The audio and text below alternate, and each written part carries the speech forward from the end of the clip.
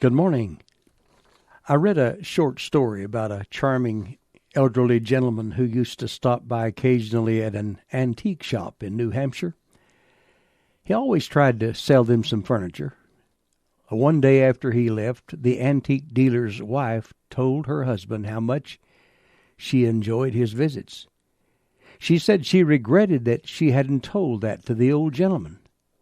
The husband said, "Well, next time he comes in, we'll do just that."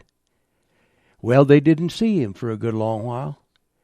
And a few months later, a young woman came in and introduced herself as the daughter of the old gentleman who used to visit the shop. She told them that her father had died. The owner's wife told her about the conversation she and her husband had had after the father's last visit. And the young woman's eyes filled with tears. "Oh, how much good that would have done my father," she cried. "He was a man with little esteem. He needed to be reassured that he was liked."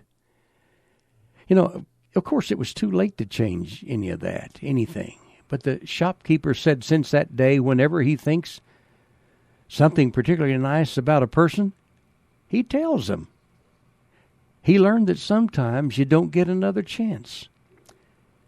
When I read that story, I couldn't help remembering the times I have let opportunities pass me by.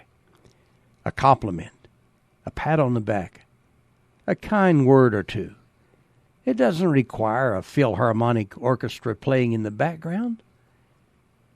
Author Fulton Ausler told about a time in his boyhood in Baltimore, Maryland, when a new drugstore opened in the neighborhood.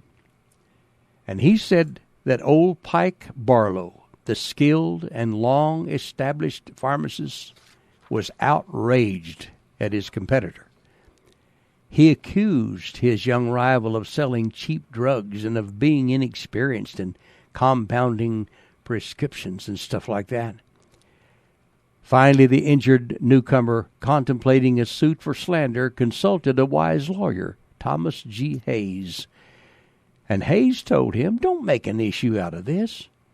Try a little kindness." So that's what he did. Next day, when customers reported his rival's attacks, the new druggist said there must be a mistake somewhere. "Pike Barlow," he told them, "is one of the finest pharmacists in this town. He'll mix an emergency prescription any hour, day or night. And the care he takes with them sets an example for all of us. This neighborhood has grown. There's plenty of room for both of us. I'm taking Doc's store as a pattern for mine." Sometimes all it takes is just a little kindness, because it worked in that situation.